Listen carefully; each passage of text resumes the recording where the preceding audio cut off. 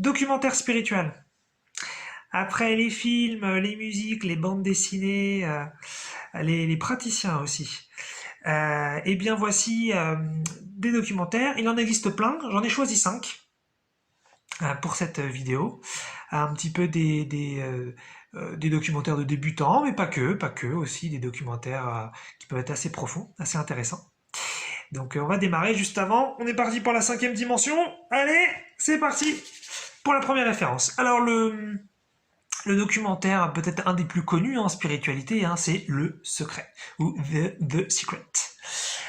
Documentaire de 2006 réalisé par Rhonda Byrne. Eh bien, documentaire sur la loi d'attraction, donc vraiment qui a énormément apporté d'un point de vue planétaire, puisque si vous connaissez pas grand-chose à la spiritualité ou si vous connaissez pas grand-chose à la loi d'attraction, il est absolument fabuleux. Il vous explique un petit peu les ultra basiques, et c'est très bien pour commencer. Même si n'oubliez pas que l'attraction aujourd'hui sur Terre, la recette pour vraiment la maîtriser n'est pas encore proposée, mais ça va quand même filer un vrai coup de main dans votre vie et ça va vous permettre de comprendre quand même plein de mécanismes importants de votre quotidien. Donc ça vaut dans tous les cas super le coup de s'y intéresser. Puis moi l'attraction ça m'a toujours énormément passionné, j'adore, et donc c'était un des premiers documentaires que j'avais trouvé absolument fabuleux. Donc vraiment je vous le conseille vivement, vivement. Je vous ai mis dans le descriptif la bande-annonce française et la bande-annonce anglaise. Voilà, donc regardez celle que vous préférez, c'est les mêmes avec la langue qui change.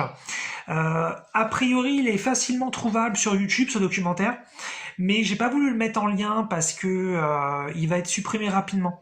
Hein, en fait, comme c'est un documentaire très très connu, il va être uploadé régulièrement sur YouTube et après il va être supprimé, donc quelqu'un d'autre va l'uploader et ensuite ça va être supprimé et en fait ça tourne. Donc tapez Le Secret ou The Secret dans YouTube et il est probable que vous le trouviez. Voilà, parce que je sais que là, au moment où je fais la vidéo, il est présent en français sur YouTube, et puis il y a quelques jours encore, il était présent en anglais, mais je vais pas vous mettre les liens parce que je sais qu'ils vont être supprimés, ça va bouger très vite. Sachez aussi un truc intéressant, c'est que la toute première version du documentaire, c'est pour moi la plus intéressante. En fait, elle contient des passages d'Abraham, une entité canalisée par Esther X.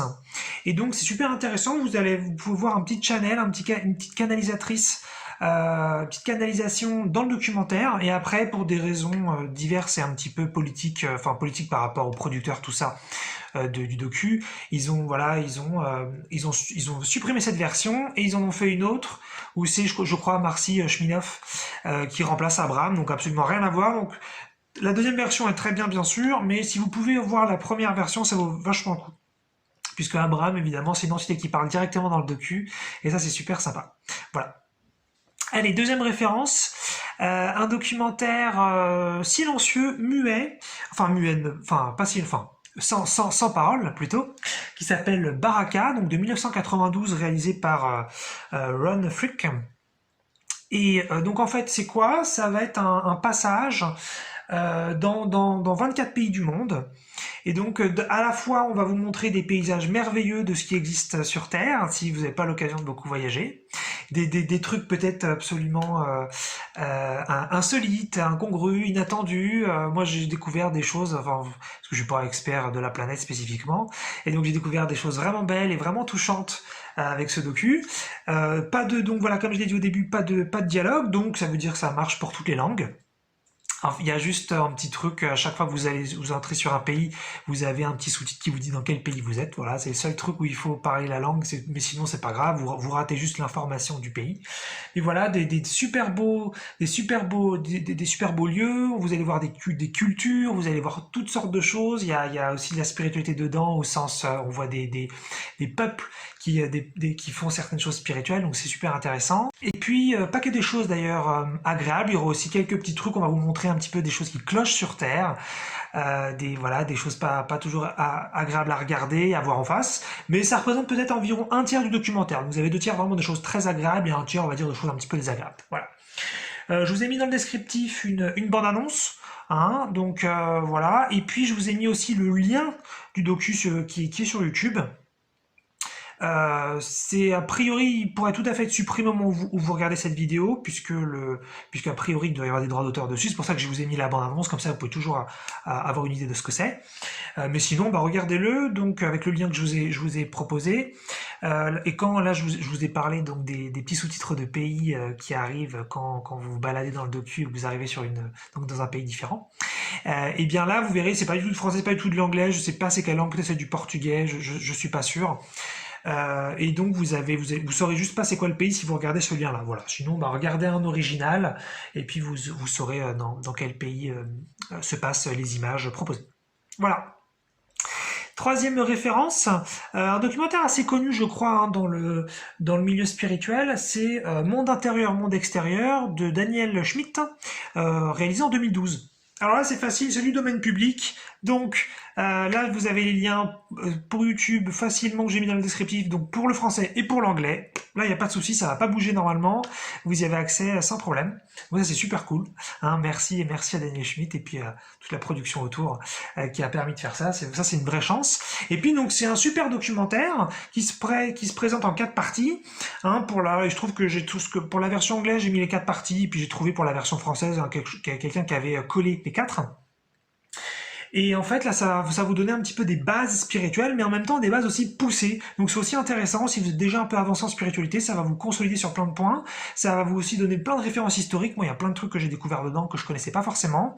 Ça vous parle donc de choses aussi de ce qui se passe dans certains pays. Ça va très loin. À chaque épisode, donc c'est des épisodes de 30 minutes, il y en a 4. On va toujours plus loin, toujours plus loin, toujours plus loin. Là, c'est franchement impressionnant.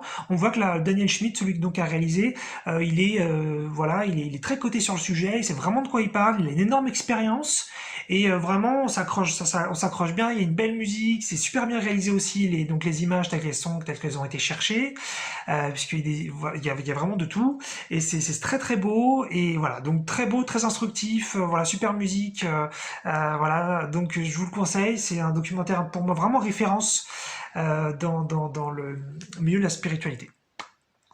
Référence d'après. En conscience. Pareil, domaine public, donc ça c'est cool, pas de problème. Vous avez le lien pour le documentaire en français, puisque c'est un documentaire qui a été réalisé en français par Anthony Chen et Xavier Faye en 2016.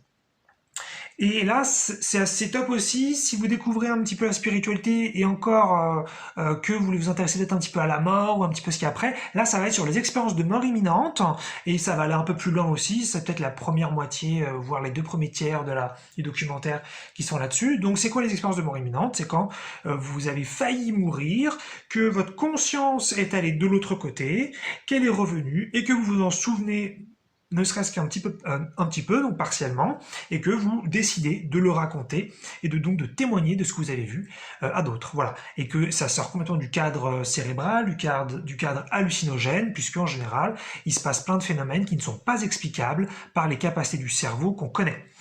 Donc, c'est par exemple, vous êtes capable de voir ce qui... Alors vous êtes censé être attablé, vous êtes capable de voir ce qui se passe dans une pièce d'à côté alors que la pièce était fermée.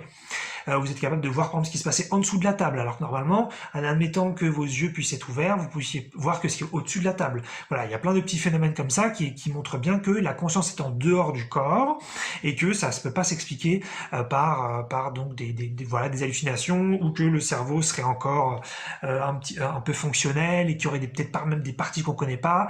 Il y a aussi ces cas-là qui existent bien sûr, mais là, les expériences de mort imminente, c'est pas ça. Hein, donc c'est super intéressant, ça montre, si vous êtes encore peut-être assez identifié à votre corps, ça vous montre que non, votre corps c'est une partie de vous bien sûr, mais vous êtes beaucoup plus large que ça, donc ça c'est super intéressant pour ça, et puis si vous êtes intéressé par l'autre côté, ça vous donne une idée de la lumière qui vous attend de l'autre côté, de l'amour, de la liberté, qui peut bien sûr se trouver aussi ici, mais de l'autre côté, il y a moins de limitations, c'est en général plus facile. Donc voilà, un documentaire super sympa avec des vrais témoignages dedans, voilà, qui se regarde très bien, très bien réalisé aussi. Voilà, je vous le conseille.